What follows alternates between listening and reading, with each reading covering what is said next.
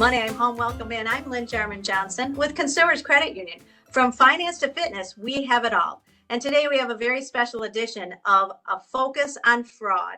And that is because there have been some really strange activities going on. Lots of texts, lots of phone calls that is from bots. These are like made up scammers out there saying that they are from Consumers Credit Union and they want to get your information.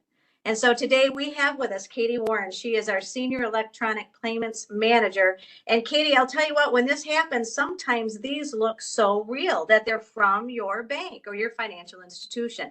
What are people supposed to do? Yeah, that's a great question, Lynn.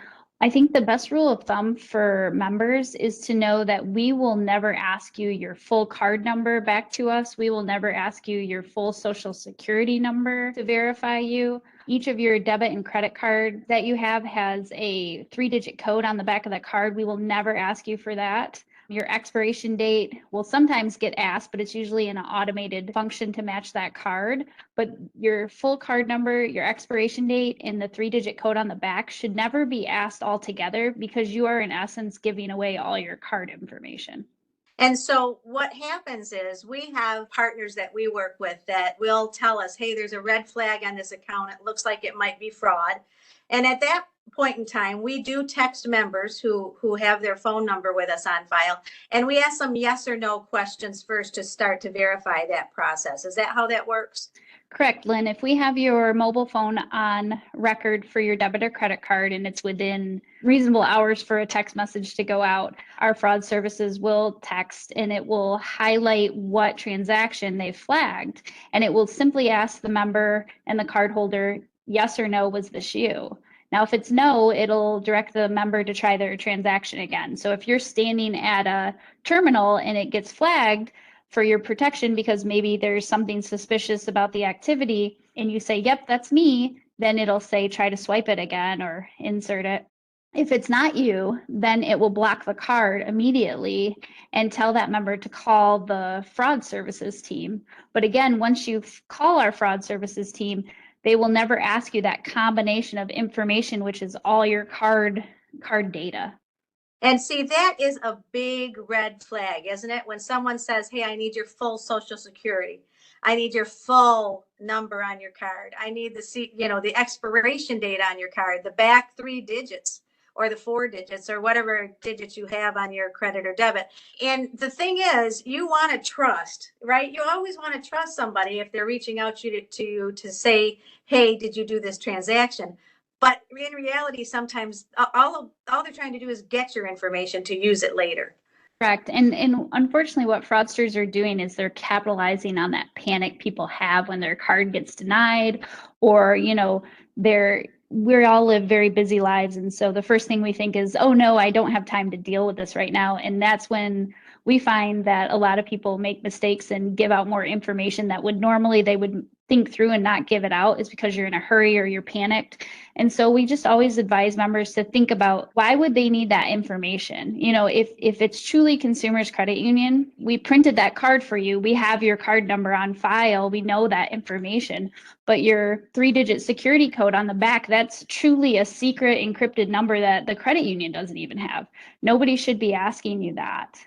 Well, I'll tell you what, it's something that is constantly getting yourself updated on all of the different scams. I know that we've had some wonderful fraud advice throughout the year on this podcast that if you're listening, you can go back and listen to all of those throughout the year because every day it seems like somebody's changing something to try to get information through technology.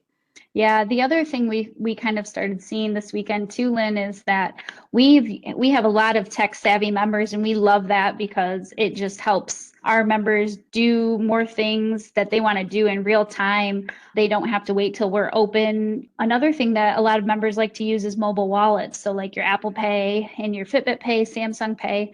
When you load a card on there, it will verify you with a code, and that's called multi-factor identification. And it will give you a code on your phone. And that text specifically says you should not share this code with anyone. It goes back into your device. And that's another thing that tricks people up. And sometimes fraudsters will ask you for that code. So that's another thing. If you ever get a text That's a special code specifically for something you're trying to do on your phone and load your card information on there. Don't share that with anybody. And if you're unsure if it's Consumers Credit Union that's reaching out to you, I would highly suggest you call us directly, because if it's after hours and we're not even here, it actually overflows to our fraud department and our partners that we trust and utilize every day. But if you don't know, call us, call that 1-800 number, and somebody in our member service center will pick up and we'll be able to help you at that point if you're worried that the call coming to you might not be consumers. And I'll tell you what, Katie, there is no shame in all of a sudden realizing, holy cow, I was almost tricked. There just is not. I mean, it is happening on such a level that we want people to be able to feel comfortable asking us questions, coming in and making sure that we help when we can. Agreed. I managed the department, and not that long ago, I actually was in a hurry and accidentally put my card number into a site that was supposed to be for a parking meter on Michigan State's campus because I was going back to visit, and it was a spoof site. And I realized as soon as I did it, because it didn't prove my parking, so I had to get a new card. And I work at the credit union, so I was a little embarrassed, but it was because I was in a hurry and I didn't want a ticket, and I was trying to meet up with friends for breakfast, and I did what we tell our members to be careful. And luckily it was only $1.98 that I ended up having to pay for. So yeah, I remember once waking up to my phone beep. I had some alerts on there, and I went into my account, and someone had charged over $700 worth of pizza in New York City. So I thought, oh, I wonder how many pizzas that was. But I was helped immediately, and that's the whole key, getting help. If something does happen, we're here for you. Yes, and make sure you just call us as soon as you can if you ever suspect anything suspicious, because if you aren't as tech savvy in your app, today you can turn off your credit card in our app. And debit card is coming soon, but today you can turn your credit card off in the app. But if you're ever paranoid or you're just not sure, call us, because we can put that debit card, just block it for the time being if we need to look over some history and whatnot and make sure that everything going through your account is what's supposed to be there. Well, thank you so much, Katie. We really appreciate it. And we appreciate all of you as members, because you reached out to us right away. And that's why one of the things we're doing is to educate other members who might not have heard about what's going on out there. So thank you so much, Katie. Thanks. Hey, everybody. Thanks so much for listening in. If you have a story or a subject or a really cool person that you want us to interview, just say so. We would be glad to. Jake Esseling, thank you for your production skills. Money, I'm home. Thanks for joining us. Have a great week.